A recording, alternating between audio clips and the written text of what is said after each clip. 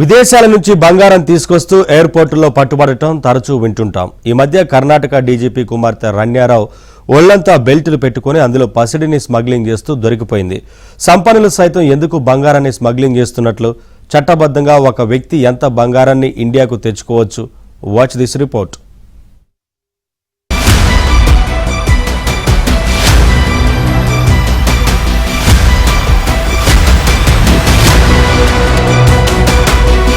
సినీ నటి కర్ణాటక డీజీపీ కుమార్తె రన్యారావు దుబాయ్ నుంచి తిరిగి వస్తుండగా 14.8 కిలోల బంగారంతో రెవెన్యూ ఇంటెలిజెన్స్ విభాగం అరెస్టు చేసింది. కేరళ సీఎం పినరై విజయన్ తాలూకు మనుషులు సైతం ఇలా కిలోల కొద్ది బంగారాన్ని స్మగ్లింగ్ చేస్తూ తిరువనంతపురం ఎయిర్పోర్టుల్లో దొరికిపోయారు. భారతీయులకు పసిడి పట్ల వ్యామోహం ఎక్కువ. ఆభరణాలు ధరించడానికే కాదు, ఇన్వెస్ట్మెంట్ కు కూడా దీన్నో మార్గంగా ఎంచుకుంటారు. భారతదేశంలో బంగారం వాస్తవ ధరపై పన్ను విధిస్తారు. దీనివల్ల విదేశాల నుంచి పసిడి తెచ్చుకున్నప్పుడు దీని ధర ఎక్కువ అవుతుంది. ఎక్సైజ్ సుంకాలు తగ్గించుకునేందుకు తరచూ గల్ఫ్ నుంచి కొందరు స్మగ్లింగ్ చేస్తూ పట్టుబడుతున్నారు.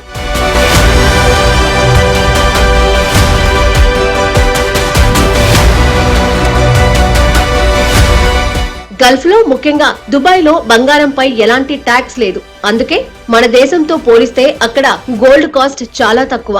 మన దేశంలో కొద్ది కాలం క్రితం వరకు బంగారంపై 15% సుంకం వేసేవారు. ఇప్పుడు 6% తగ్గించారు. అయితే ఇది చాలా ఎక్కువే. నిజానికి ఒక వ్యక్తి కస్టమ్స్ డ్యూటీ చెల్లించి విదేశాల నుంచి ఎంత గోల్డ్ అయినా తెచ్చుకోవచ్చు. దుబాయ్ లాంటి చోట్ల 6 నెలల పాటు ఉంటే నిర్దేశిత సుంకం చెల్లించి కిలో బంగారం తీసుకురావచ్చు. పురుషులకైతే 20 గ్రాముల వరకు, మహిళలు, చిన్నపిల్లలైతే 40 గ్రాముల వరకు ఎలాంటి సుంకాలు చెల్లించకుండా కస్టమ్స్ అధికారులకు ఇన్వాయిస్ చూపించి తెచ్చుకోవచ్చు. అంతకు మించితే మాత్రం కస్టమ్స్ సుంకం తప్పనిసరి. దుబాయ్, జార్డాన్, కువైట్, సూడాన్ నుంచి చాలా ఎక్కువ మంది అక్రమంగా పసిడి భారత్ కు తరలిస్తారు. ఎందుకంటే ఆ దేశాల ఎయిర్పోర్టుల్లో పెద్దగా చెకింగ్స్ ఏమీ చెయ్యరు.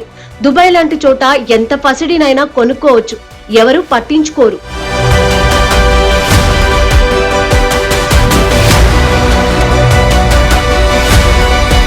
దుబాయ్ లో బంగారం ధర 10 గ్రాములకు 3,260 UAD దిర్హాంలు, డాలర్లలో $887.63, రూపాయలు అయితే 77,000. అయితే మన దగ్గర 10 గ్రాముల బంగారం ధర 87,000 పైమాట. అంటే మనకన్నా దుబాయ్ లో 12% తక్కువ. ఇది మన దేశం తీసుకురావాలంటే 6% సుంకం విధిస్తారు. దుబాయ్ నుంచి తీసుకొచ్చిన బంగారంపై కస్టమ్స్ సుంకం చెల్లించినా మనకన్నా 5,360 రూపాయలు తక్కువే. అయితే వివిధ మార్గాల్లో పసిడిని తీసుకొచ్చి ఈ 6% ట్యాక్స్ ను కూడా ఎగ్గొడుతున్నారు.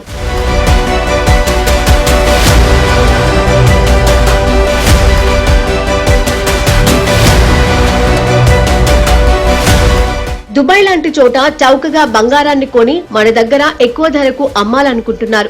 అలాంటి వారే రమ్యారావు లాంటి వారికి కిలో బంగారం స్మగ్లింగ్ చేస్తే ₹1,00,000 వరకు కమిషన్ ఇస్తున్నారు.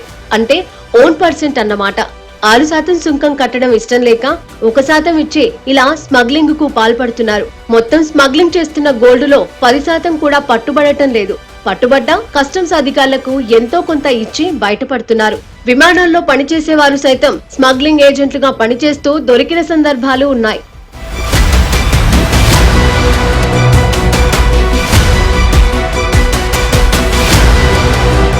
భారతదేశంలో అక్రమంగా రవాణా అయ్యే బంగారంలో ఎక్కువ భాగం గల్ఫ్ దేశాల నుండే వస్తుంది.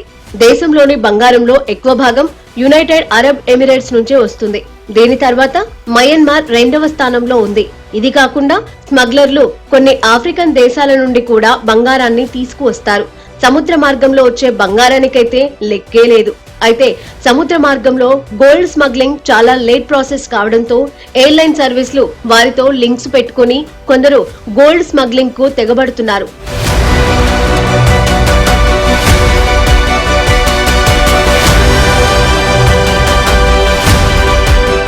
2023-24లో ఎయిర్పోర్టుల్లో అధికారులు 4,869 కేజీల బంగారాన్ని స్వాధీనం చేసుకున్నారు.